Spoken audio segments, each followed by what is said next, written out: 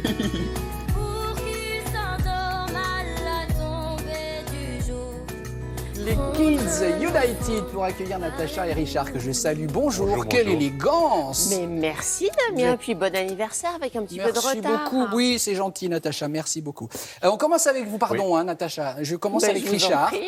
Je commence avec Richard et on entendait donc les Kids United qui chantent parce qu'on va vous parler d'une formation très intéressante Richard. Donc c'est une expérience unique, la formation aux symptômes de l'AVC pour des enfants de 10 ans. C'est-à-dire que les enfants soient capables de détecter un AVC quand il survient, je ne sais pas, le papa, le voisin, le grand-père. Et ça, c'est important parce que je vous rappelle que l'AVC, c'est 150 000 personnes chaque année avec des séquelles, avec des handicaps. Et on sait que si on arrive à reconnaître les symptômes le plus tôt possible, on pourra éviter ce type d'accident, de problème, d'handicap. Et d'une certaine façon, les enfants, non seulement ils apprennent, ils découvrent ces symptômes et ils pourront les appliquer, mais ce qui est formidable derrière, et je rends hommage à cette expérience unique, c'est qu'ils peuvent en parler aussi à leurs parents. Une fois qu'ils ont fait cette formation, qu'ils rentrent à la maison, ils en parlent à leurs parents. Donc il y a vraiment un effet comme ça de génération, et c'est ça qui est important. On est allé justement en région parisienne, pas loin d'ici, à Meudon, pour voir un peu comment ça se passait. Et je tiens à rendre hommage non seulement aux enfants qui ont participé, mais aussi au corps enseignant, et puis à la directrice de cet établissement qui a pris cette initiative. Donc c'est formidable. Et puis surtout, derrière tout ça, il y a une neurologue spécialiste des AVC qui est à l'origine un peu de cette formation à travers des ateliers, des jeux de rôle. Et vous allez voir, on parle d'un sujet grave, mais avec les enfants, ça passe mieux, le message est beaucoup plus facile. Je vous propose de regarder le témoignage de tous ces enfants.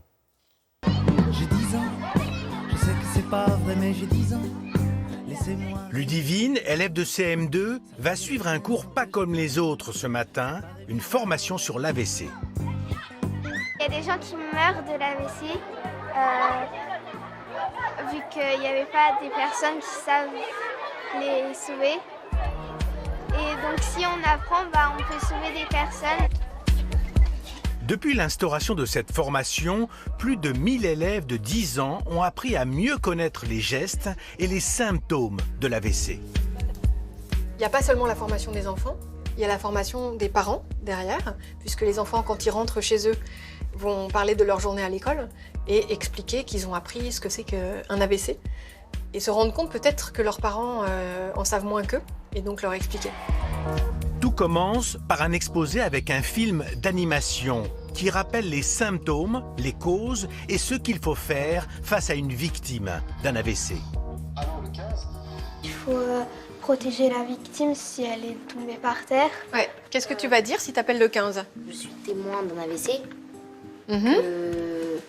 Que par exemple, je vais dire les symptômes, s'il n'arrive plus à parler, s'il a un bras paralysé. Il y a quelque chose qui est très important, c'est ne pas donner à boire ou à manger. Parce que quand il y a un AVC, il peut y avoir des difficultés pour avaler, des troubles de la déglutition. Après la théorie, la pratique, avec un jeu de rôle. Louise joue la victime de l'AVC, Ludivine, sa copine qui appelle les secours. Malo est responsable du SAMU. Surtout pas lui donner à manger ni à boire. Et Hippolyte, qui est journaliste.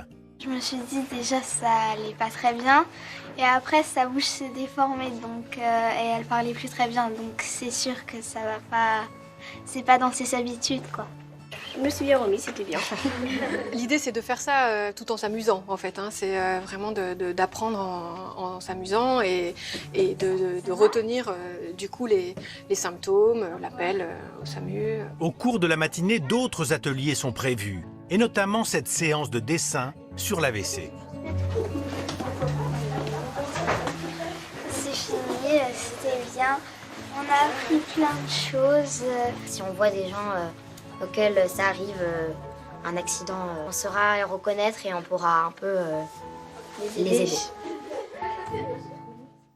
On ne peut que souhaiter que ça se développe, ce type de formation. C'est formidable, parce que formidable. Les enfants devenus adultes, ils sauront... Exactement. Alors, il faut dire qu'il y a des choses comme ça qui se développent. La Croix-Rouge française, depuis des années, fait ce type de formation. Mais sur l'AVC, c'est quelque chose de nouveau qui se met en place. Et puis, au-delà de tout ça, le gouvernement, Emmanuel Macron, souhaite que d'ici la fin de son mandat, 80% des Français puissent avoir cette formation aux gestes qui sont... Parce que je pense qu'on est totalement démunis sur la formation préalable. Bien sûr, par rapport à d'autres pays pays comme l'Allemagne, le Canada, les pays scandinaves, on est très loin, on est à 30% des Français qui savent ce qu'il faut faire. On rappelle d'un mot les symptômes. Oui, alors les symptômes, les principaux, il y a 3 symptômes qu'il faut reconnaître. C'est d'abord cette paralysie, cette hémiplégie d'un côté du corps, ça c'est vraiment le signe de l'AVC. Trouble de la parole, d'un seul coup, on ne sait pas ce dont on dit, et surtout un déficit transitoire de la vision. C'est vraiment les 3 principaux symptômes que les enfants ont retraduit, si j'ose dire, avec les dessins qu'on a pu voir tout à l'heure, les dessins où ils expriment un peu ce qu'est l'AVC. Ils ont exprimé ça, donc je tiens à leur rendre hommage et puis leur souhaiter